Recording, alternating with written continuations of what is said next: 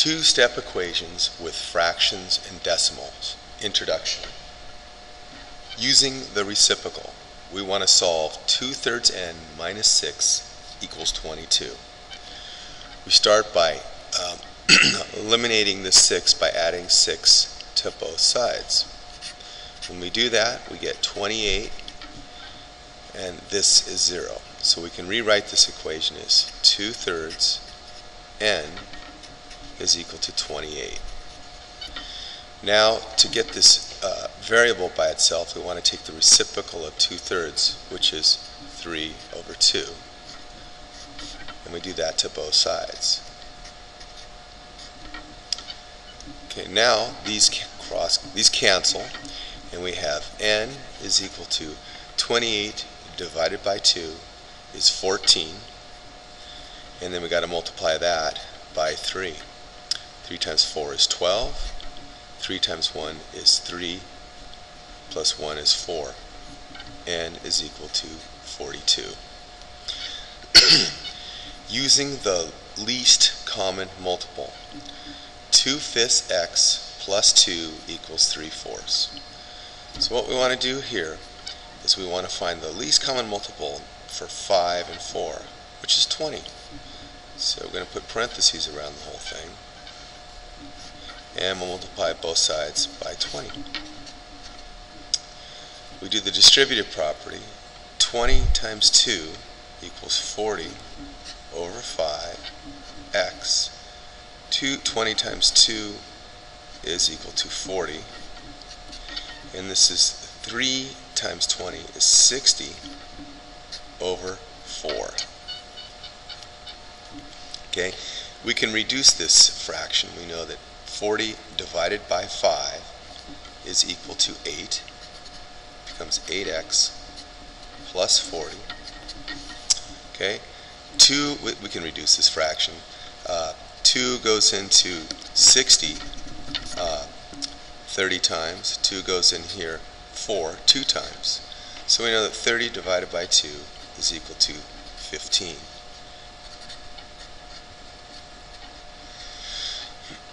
Now we can isolate this variable by subtracting 40 from both sides. Okay, we know that this is 0, and when we have a positive and a negative, we take the difference of the absolute value of both numbers. So the absolute value of negative 40 is 40, and the absolute value of 15 is positive 15. And we take the difference between those absolute values. So we borrow from here. There's 3, 10, that's 5.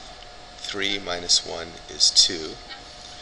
So now we're left with 8x equals 25. Oh, and we want to change the sign because this is a bigger number, or the greater number has a negative sign. Now we want to solve for x, so we divide both sides by 8, and x is equal to negative 25 over 8.